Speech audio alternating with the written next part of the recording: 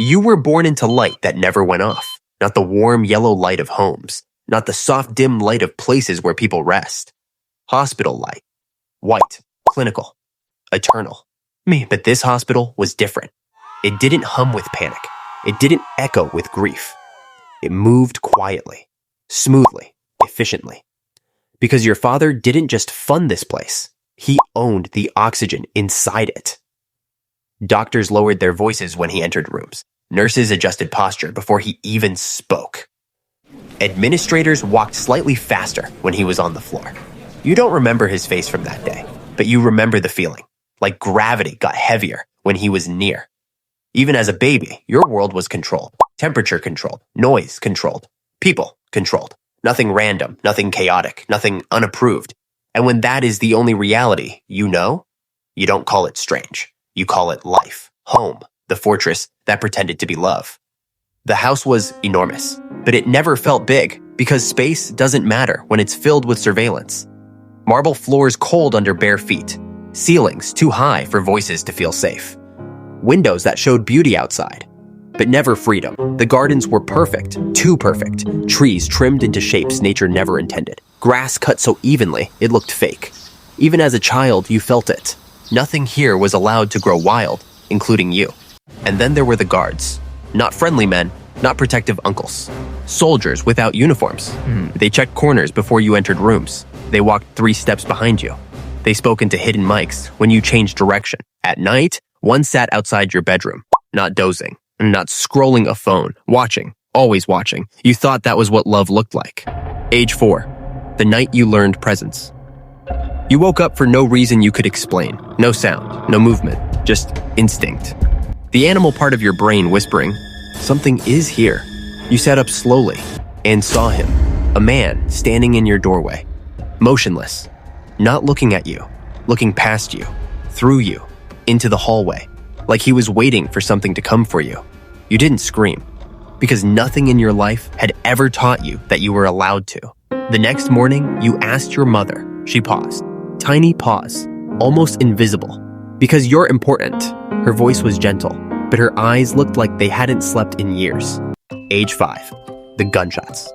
Outside the walls, you were playing on the floor, stacking blocks, building towers, control, order, stability. Then outside, 3 gunshots, measured, then silence. Not chaos, not shouting, silence, like the world inhaled and forgot to exhale. You waited for panic. None came. Dinner was served at the exact same time. Staff smiled the same smiles. Your parents spoke the same calm tones. That was your first real lesson. Horrible things can happen inches away, and powerful people simply keep eating. Age 6 to 12. The world curated around you. Your school was small, because small means controllable. Every child vetted, every family background checked, every teacher warned about you before meeting you. You didn't know that. You just knew you were never unsupervised. 2 security cars every morning. One ahead, one behind. Like you were a moving target. One day, another kid asked, "Why do you need 2 cars?" You said, "Family security." He said, "From what?" And you realize other kids didn't live like prey animals. Age 8, the observation phase. Your father started bringing you into rooms, not meetings, displays. You sat quietly while men spoke in coded language. Numbers, roots, names never repeated twice. And every time they shook his hand, they looked at you, not warmly, not curiously, like memorizing a future problem or a future solution. The restaurant that closed, for one man. You wore clothes too expensive for a child. The restaurant was closed, lights dim, staff silent. Men stood when your father entered. He put his hand on your shoulder. "This is my son." No emotion, just fact. Men shook your hand carefully, like touching you might matter later. Some respectful, some calculating, some afraid. That night you understood something before you could explain it. Your father wasn't obeyed because he was loved. He was obeyed because not obeying him felt like dying early. Age 10, the gun lesson. And cold metal, heavy, wrong in your hands. You hated how quickly your body learned to handle it. You hated how natural fear felt. But you practiced, because even then, you understood what happened to weak things in your world. They didn't get help. They disappeared. Age 13 to 17.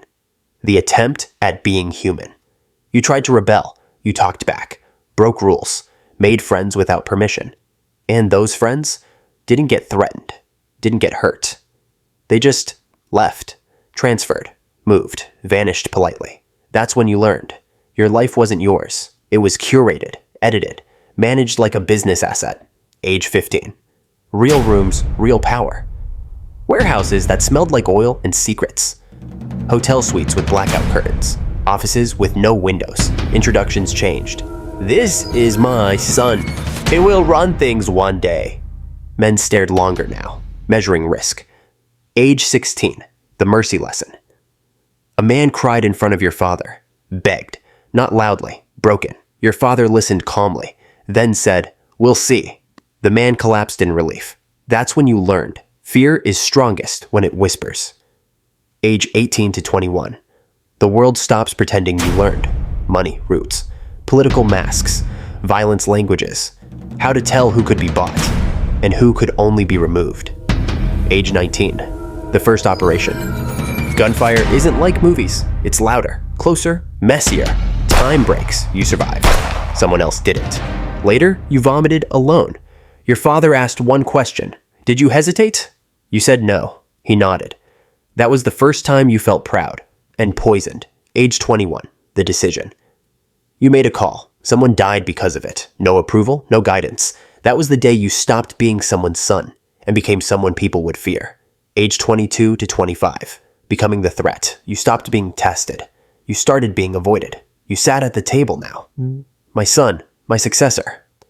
No one argued, because arguments require safety. Age 23. The kidnapping attempt. After that, you never slept fully again. Mapped exits automatically. Measured distances. Trusted almost no one. Power didn't make you safe. It just changed who hunted you. Age 28. The chair. Your father vanished. No body. No goodbye. Just absence. And absence is louder than death. They brought you to the table. His chair empty.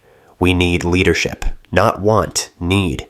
You walked to the chair. Saturday. And remembered everything. The guard in your doorway. Your mother's fear. The handshake. The gun. The first death.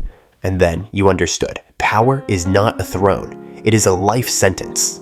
Someone asked for orders. You spoke. Calm. Quiet. Certain. And the room accepted you instantly. Not when you sat. When you realized there is no going back. The boy you were wouldn't survive this world. And as they nodded and obeyed and called you boss, you didn't feel victory. You felt weight, heavy, cold, permanent, like a door sealing shut behind you, forever.